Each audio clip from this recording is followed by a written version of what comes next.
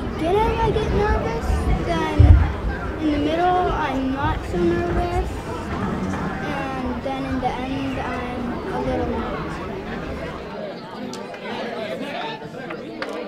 Oh, and I need one of my black ball. Oh, I only need one.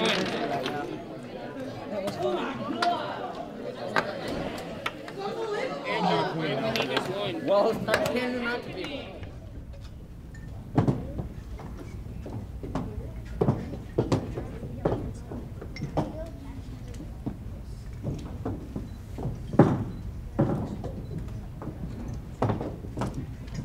It's really hard to, through a whole week, study chess for 3 hours a day if you're not really motivated. And I think what motivates me is it's really like a compulsive thing where it's like chess is a big problem. And it's like, okay, how can these people figure out this problem better than I can? With Scott, he's, you know, if I'd only had him a few years ago, you know, if I'd only had him when he was a kid, then, you know, then he's a very talented young man. I really envy the guys who started early like this, because obviously they say like the best time to learn a language is when you're younger because you absorb all the knowledge. Same thing with chess. Sophia Dozen was my turning point because she was in 6th grade, but she used all of her time and she thought over every move, and it was impressive to see a 6th grade girl play that well. I play the board because you never know how good the player is until you play them, especially when the person is underrated. So you never know. I mean, the person who you might be playing may be ranked as 700, and his or her playing skill may be 1,300. So.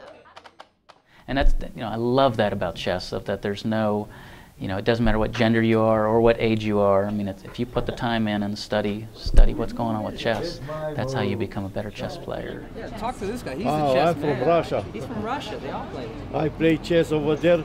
People in Russia, they are very best, the #1 chess player, because in Russia, very cold. They was very good in like ice skating, and chess, Russia. Sometimes gymnastic too. So I'm from Minnesota. You Same from, way. Yeah, same way. You Minnesota, very cold. Go play chess and but you don't skating. drink vodka. You don't drink. He don't drink. It just wasn't really getting better like as quickly as I wanted to. I didn't really sought out Rob, but I went to the Eugene Chess Club and like I knew he was around, and he just said, "Scott, I know you have a big tournament coming up," and he said, "Would you like to go over your games?" It can be embarrassing to show up and have, you know, especially at serious tournaments nowadays, you have kids that are maybe starting at 8 to 12 years old who show up and know more than you ever have. And you're 70 and you've been doing this your whole life, and I don't know, I can imagine that I'll be humiliated at that point too. I mean, I already am. There's like this quote-unquote top echelon of Scholastic players, and until like recently I was like, wow, I can actually compete with these guys.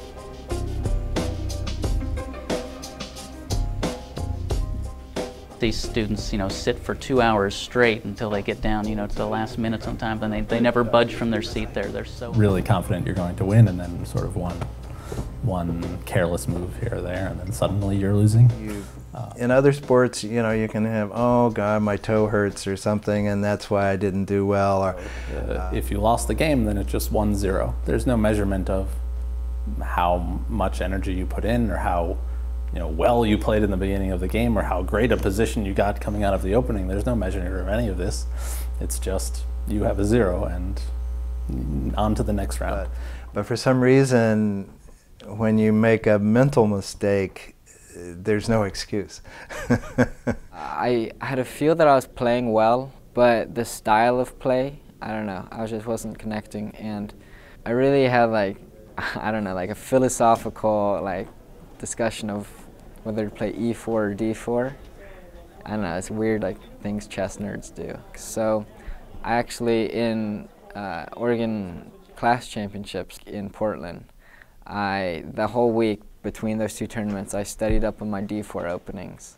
The Portland Chess Club has had a continuous history since 1911, but from 1861 to 1911, there's many references to it in the Oregonian, but it had problems finding a home. And when I moved to Portland in 1977, I eventually found the Portland Chess Club downtown, and it was populated by a bunch of old guys who were really smelly and smoked a lot, and they taught me really about how to play chess.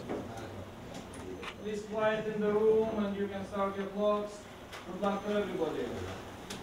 It's really like a big puzzle, or like a big mystery people are trying to solve. And like, obviously you're playing against someone, but really you're playing against the position.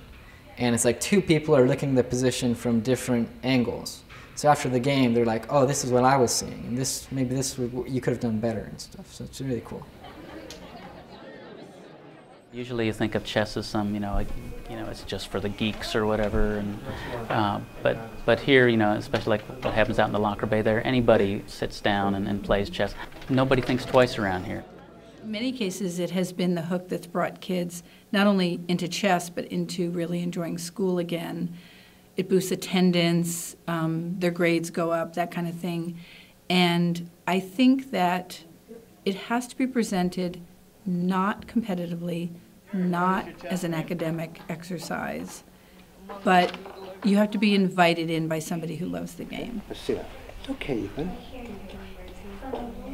Remember, these things you do, you learn, okay? For me, chess is a thing that if I got some spare time and I can devote to that, it's fun. It's fun to learn. Yeah. But overall, the tournament was really fun. They had Blitz and Bughouse, and I won my Blitz division, and then I won my Bughouse division, so that was fun.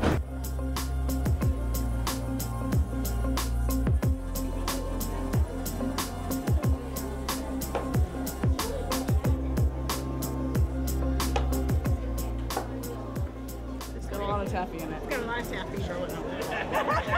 And you just want to show the taffy. I don't want to show the taffy. Oh, come on.